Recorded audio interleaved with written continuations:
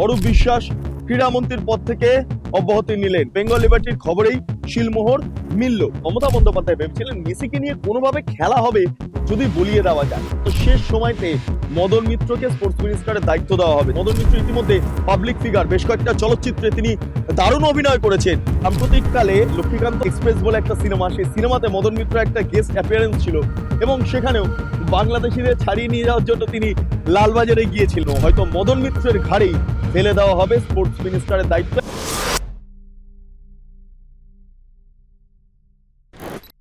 প্রথমেই ক্ষমা চেয়ে নিচ্ছি, একটা অপ্রীতিকর ঘটনা এবং সেই ঘটনার পরিপ্রেক্ষিতে দাঁড়িয়ে বেঙ্গল লিবার্টি গত 2 থেকে 3 দিন আগে যেই খবর ব্রেক করেছিল সেটা এই মুহূর্তে বাস্তবায়িত হলো।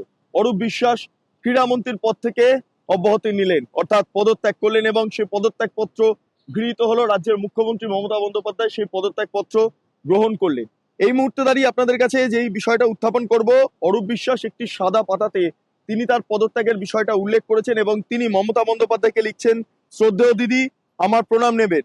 গত 13ই ডিসেম্বর 2025 কিংবদন্তি ফুটবলার মেসির কলকাতায় আসায় কলকাতার সফরে বিবেকানন্দের যুব ভারতী ক্রীড়াঙ্গনে যে পরিস্থিতি তৈরি হয়েছিল তার পরিপ্রেক্ষিতে আপনি ইতিমধ্যে তদন্ত কমিটি গঠন করেছেন। তাই নিরপেক্ষ তদন্তের স্বার্থে আমি ক্রীড়ামন্ত্রী হিসাবে আপনার কাছে অব্যাহতি চাইছি। আশা করি আপনি আমায় আমার এই অনুরোধ রাখবেন। শ্রদ্ধেয়, তারপরে যা লেখা লিখেছেন। এবং সেক্ষেত্রে দাঁড়িয়ে রাজ্যের মুখ্যমন্ত্রী মমতা বন্দ্যোপাধ্যায় তিনি সরাসরি 16/12/2025 এবং কপি অরূপ বিশ্বাসকে পাঠানো হচ্ছে এবং তিনি সরাসরি ঘোষণা করছেন যে অরূপ বিশ্বাসের এই সিদ্ধান্ত, সেই সিদ্ধান্তকে তিনি মেনে নিচ্ছেন। তাহলে আপাতত ক্রীড়ামন্ত্রীর পদ থেকে অরূপ বিশ্বাসকে সরিয়ে দেওয়া হলো। যেই খবর গত 2 দিন আগে বেঙ্গল লিবার্টি ব্রেক করেছিল, অরূপ বিশ্বাসকে মুখ্যমন্ত্রী ফোন করে কার্যত ধমক দিয়েছিলেন এবং এই ঘটনা কি করে ঘটলো সেই ঘটনা নিয়ে বিস্তারিত রিপোর্ট চেয়েছিলেন এবং তদন্ত কমিটি গঠন করেছিলেন এবং তারপর বিভিন্ন মহলে বিভিন্ন জল্পনা চলছিল। কিছুদিন আগেই আপনাদের বলেছিলাম যে অরূপ বিশ্বাসকে সম্ভবত তাকে পদত্যাগ করতে বাধ্য করানো হবে বা তিনি স্পোর্টস মিনিস্টার পদ থেকে পদত্যাগ করবেন এবং সেই খবরের রেশ আজকে বাস্তবায়িত হলো। আমরা দেখলাম আজকে দুপুরের মধ্যেই অরূপ বিশ্বাস তিনি পদত্যাগ করলেন, অর্থাৎ বেঙ্গল লিবার্টির খবরেই শিলমোহর মিলল। অর্থাৎ আপনারা যদি আজ থেকে মানে এখন এই ভিডিওটা যেটা পোস্ট হলো সেখান থেকে যদি 4-5খানা ভিডিও পেছন দিকে দেখেন তাহলে সংশ্লিষ্ট খবরটির আপডেট আপনারা পেয়ে যাবেন। কি হয়েছিল মেসির দিন? মেসি এসেছিলেন যুব ভারতী ক্রীড়াঙ্গনে, তিনি তার যেই সেই স্কিল প্রদর্শন করবেন। প্রচুর মানুষ টিকিট কেটেছিলেন, 10,000 থেকে শুরু করে 10 লাখ টাকা পর্যন্ত। এবং তারপর আমরা কি দেখলাম? মানুষ দেখতেই পেলেন না, কারণ সেখানে দাঁড়িয়ে অরূপ বিশ্বাস, তার ঘনিষ্ঠ, এমনকি কালীঘাটেরও বেশ কিছু ঘনিষ্ঠ ব্যক্তিত্বরা তারা মেসিকে ঘিরে এমন ভাবে ছিলেন এবং সেলফি তোলার হিড়িক এমন উঠেছিল, একটা অপ্রীতিকর বাতাবরণ তৈরি হয়। মেসি বিরক্ত প্রকাশ করেন এবং তারপর তিনি পরবর্তী গন্তব্যের দিকে বেরিয়ে যান। এমন ঘটনা ঘটে যে রাজ্যের মানুষজন যারা এত টাকা খরচ করে, এত গাড়ি ভাড়া খরচ করে সল্টলেক স্টেডিয়ামে সেদিন গিয়েছিলেন, তারা ক্ষোভ পোষণ করেন মেসিকে দেখতে না পেয়ে এবং তারপর তারা সমস্ত যেই যুব ভারতী ক্রীড়াঙ্গন, যেই স্পোর্টসের জায়গাটা, সেগুলো তারা ভাঙচুর করেন, ভ্যান্ডালাইজ হয়, পুলিশ লাঠিচার্জ করে। একজনকে গ্রেপ্তার করা হয়েছে শতদ্রু এবং তার পাশাপাশি আরো বেশ কয়েকজনের নামে এফআইআর করা হয়েছে, বেশ কয়েকজনকে আটক করা হয়েছে, সাধারণ দর্শক ইত্যাদি ইত্যাদি। এরই মধ্যে দাঁড়িয়ে রাজ্যের বিরোধী দল নেতা শুভেন্দু অধিকারী সহ অন্যান্য যারা ব্যক্তিত্বরা রয়েছেন তারা দাবি করছেন, বিরোধী ব্যক্তিত্বরা বলছেন সমস্ত টাকা ফেরত দিতে হবে। অন্যদিকে দাঁড়িয়ে এই টাকাটা ইলেকশনের কাজে লাগানো হবে এমনটা একটা জল্পনা দানা বাঁধছিল। এই অবস্থায় যখন মেসি বেরিয়ে যাচ্ছেন, ঠিক মমতা বন্দ্যোপাধ্যায় যাচ্ছিলেন সেই রাস্তা ধরে এগোচ্ছিলেন যুব ভারতী ক্রীড়াঙ্গনের দিকে, কিন্তু মাঝখান থেকে তিনি গাড়ি ঘুরিয়ে নেন। ঘুরিয়ে কোন দিকে গিয়েছেন সেই ট্রেস পাওয়া যায়নি। তবে ওই দিন মমতা বন্দ্যোপাধ্যায় যদি যেতেন তাকে জনরোষের মুখে পড়তে হতো, যেমন অরূপ বিশ্বাসকে পড়তে হয়েছিল। কারণ অরূপ বিশ্বাস যখন এলাকা ছেড়ে বেরিয়ে আসছিলেন বা ওই মাঠ থেকে বেরিয়ে আসছিলেন তখন তাকে উদ্দেশ্য করে বোতল ছোড়া হয় এবং অশ্লীল গালিগালাজ তো রয়েছে, যেটা গ্যালারি থেকে করা হয়েছিল।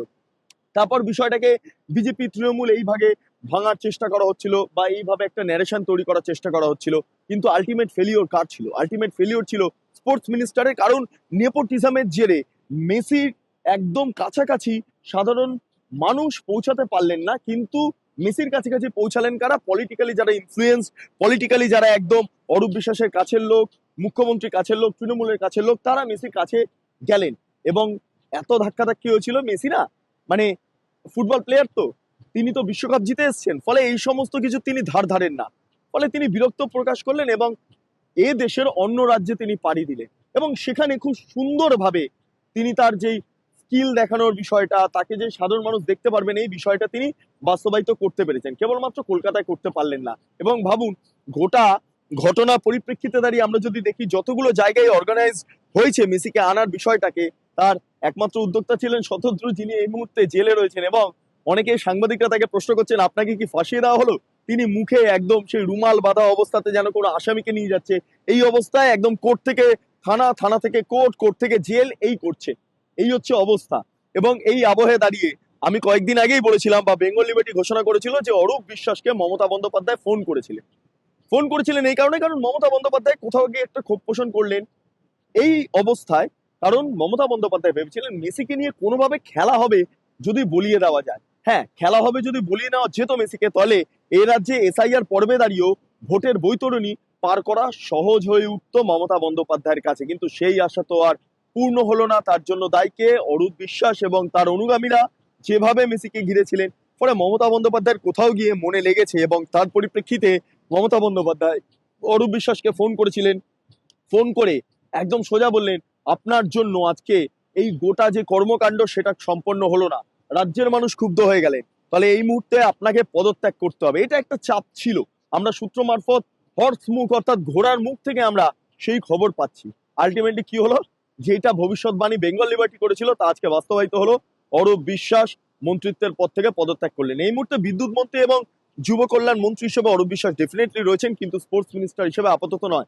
আমরা এও খবর পাচ্ছি হয়তো শেষ সময়তে মদন মিত্রকে স্পোর্টস মিনিস্টারের দায়িত্ব দেওয়া হবে। তার কারণ কেন জানেন? মদন মিত্র এই যখন স্পোর্টস মিনিস্টার ছিলেন সেই সময় একইভাবে মারাদোনাকে আনা হয়েছিল, এবং মারাদোনা মানে ফুটবলের সম্রাট।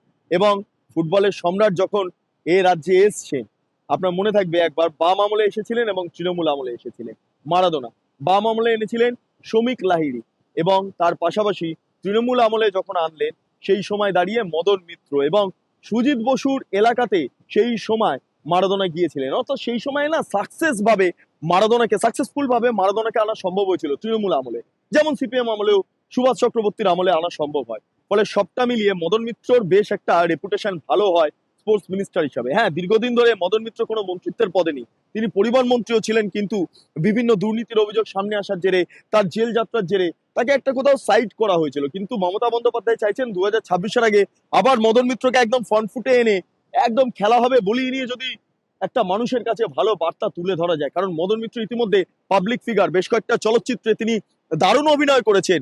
সবচেয়ে গুরুত্বপূর্ণ বিষয়, সাম্প্রতিককালে লক্ষ্মীকান্তপুর একটা সিনেমা, এক্সপ্রেস বলে একটা সিনেমা, সেই সিনেমাতে মদন মিত্র একটা গেস্ট অ্যাপিয়ারেন্স ছিল, এবং সেখানেও বাংলাদেশিদের ছাড়িয়ে নিয়ে যাওয়ার জন্য তিনি লালবাজারে গিয়েছিলেন। এসআইআর পর্বে কিন্তু এই ব্যাপারটা খুব ইন্টারেস্টিং।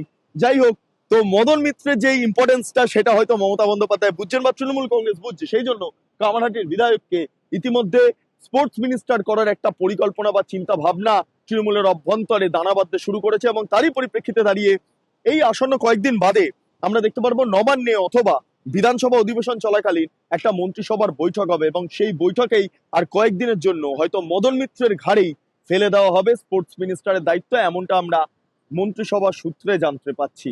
এবং আবারও বলছি, এই সূত্রটা খুব ইম্পর্টেন্ট, কারণ যে খবরটা বেঙ্গল লিবার্টি ব্রেক করে সেটা 2 থেকে 3 দিন আগে, তারপরে সেটা বাস্তবায়িত হতে দেখা যায়। ফলে মদন মিত্রের চান্স অনেকটাই বেশি, প্রায় 90% বলে রাখছি। কিন্তু শেষ পর্যন্ত এটা তো তৃণমূল কংগ্রেস অর্থাৎ একজনের কথাই এখানে বাস্তবায়িত হবে। পরে যদি তার মতিগতি ঘুরে যায় তাহলে সেটা অন্য ব্যাপার। তবে আপাতত মদন মিত্রের চান্স ভয়ঙ্কর, কিন্তু অরূপ বিশ্বাস সাইড লাইন। এবং এমনও যাতে না হয় যে অরূপ বিশ্বাস আগামী দিনে টালিগঞ্জ বিধানসভা থেকে টিকিটও নাও পেতে পারে। তার কারণ যে ব্লান্ডারটা তিনি করেছেন সেটা হলো সবচেয়ে বড় বিষয়, মমতা বন্দ্যোপাধ্যায় মেসিকে দিয়ে খেলা হবে বলাতে পারলেন না। যাই হোক, আপনাদের কি মতামত কমেন্টে জানান। আপনারা এতক্ষণ ধরে দেখছিলেন বেঙ্গল লিবার্টি। চ্যানেলটি ভালো লাগলে লাইক করুন, সাবস্ক্রাইব করুন, শেয়ার করুন, বেল আইকন ক্লিক করুন www.bengalliberty.com, সেখানে ক্লিক করুন। সমস্ত খবর আপনাদের জন্য সাজানো রয়েছে। স্বাধীন, কাঁচিন এবং গেরিলা সাংবাদিকতার পাশে দাঁড়ান। অসংখ্য ধন্যবাদ।